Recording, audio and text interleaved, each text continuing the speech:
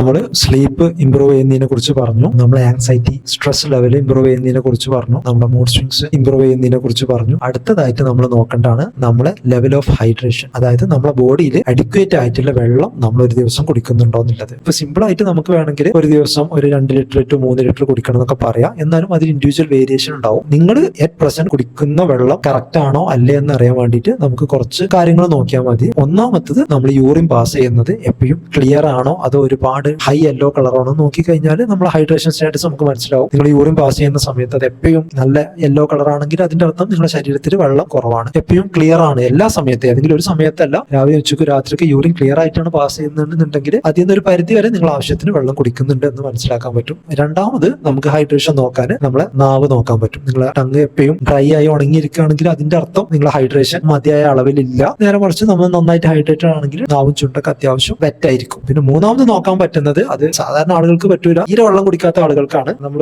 Skin ഇങ്ങനെ വലിച്ചു കഴിഞ്ഞാൽ അതിന് ഒരു ഇലാസ്റ്റിസിറ്റി ഉണ്ടാവും. അങ്ങനെ വലിച്ചു കഴിഞ്ഞ് വിട്ട് കഴിഞ്ഞാൽ പെട്ടെന്ന് സ്കിന്ന് പഴയ പോലെ തന്നെ പോകും. വളരെയധികം ഡീഹൈഡ്രേറ്റഡ് ആണ്, നിങ്ങളുടെ ശരീരത്തിൽ വെള്ളം വളരെ കുറവാണ് എന്നുണ്ടെങ്കിൽ സ്കിൻ ഇങ്ങനെ വലിച്ചു കഴിഞ്ഞാൽ അത് വളരെ സ്ലോ ആയിട്ടാണ് അത് തിരിച്ചു പോവുക. അപ്പൊ ഈ 3 ലക്ഷണങ്ങൾ വെച്ചിട്ട് നിങ്ങളുടെ ശരീരത്തിൽ ആവശ്യത്തിന് വെള്ളം ഉണ്ടോ, അതുപോലെ തന്നെ നിങ്ങൾ ഒരു ദിവസം ആവശ്യത്തിന് വെള്ളം കുടിക്കുന്നുണ്ടോ എന്നുള്ളത് സ്വയം നിങ്ങൾക്ക് മനസ്സിലാക്കാൻ സാധിക്കും.